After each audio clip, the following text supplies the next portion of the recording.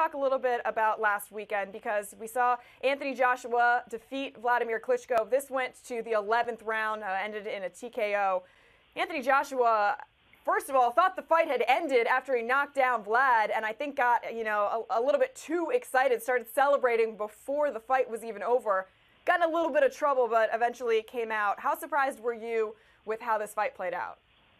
Well, I was surprised that I wasn't surprised at Wladimir Klitschko's determination, but I was surprised that it was Joshua who was rocked, who was stunned, and this fight showed everything to me.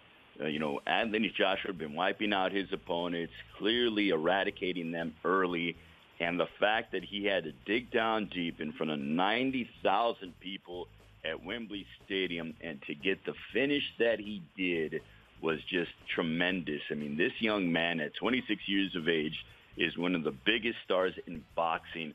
Wladimir Klitschko proved beyond the shadow of a doubt that being 40 years of age, I mean, age is but a number because he pushed Anthony Joshua to the limit. Guys, this was a phenomenal fight. Neither guy lost any stock in the fight. Wladimir Klitschko's stock rose in the defeat, and Anthony Joshua, he just continues on this superstardom. It's rare when you hear that a 41-year-old boxer saw his stock rise in a loss, no less. But how much longer do you think he does fight? I think he fights at least another fight because they said coming into the fight that this is a two-fight contract. So if Wladimir Klitschko wants another one with Anthony Joshua, it happens. Now, granted, guys, I don't know where you do this fight. I mean, do you do it at Wembley Stadium again? I mean, they had 90,000 people. I guarantee you if they did a venue that fit 180,000 people, they would have 180,000 people watch this fight in the UK or Europe. But I think Wladimir Klitschko fights at least one more fight against Anthony Joshua. What's next for Anthony Joshua? Well, I think Wladimir Klitschko, they both need to go ahead and collide against each other. This is a two-fight contract. Honestly, guys, I think it's either Wladimir Klitschko or for some reason, and I saw Wladimir Klitschko's brother Vitaly did not, and he's been retired for quite some time now, and he's involved in politics in the Ukraine, but he looked very upset.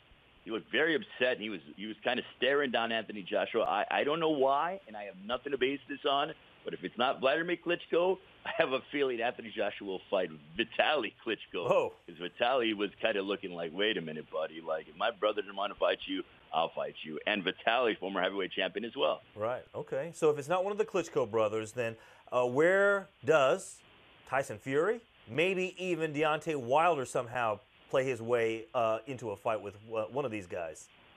Okay, so here's what I'm thinking, and this is just based on from what I've heard out of Deontay. Being Deontay Wilder is a PBC fighter. I think Deontay will, if he does not fight Joseph Parker in July, there has been a lot of trash talk with Tony Bellew. And Tony Bellew is a cruiserweight who fought in the heavyweight division. He fought David Haye a couple months ago, and Tony Bellew is represented by Sky, Matchroom Sport, which is Eddie Hearn. And I do know that on the PBC side, PBC and Matchroom Sport, they have a very good relationship. Kell Brook is going to fight Errol Spence coming up at the end of the month. So I could see either Deontay Wilder fighting Joseph Parker or Tony Bellew.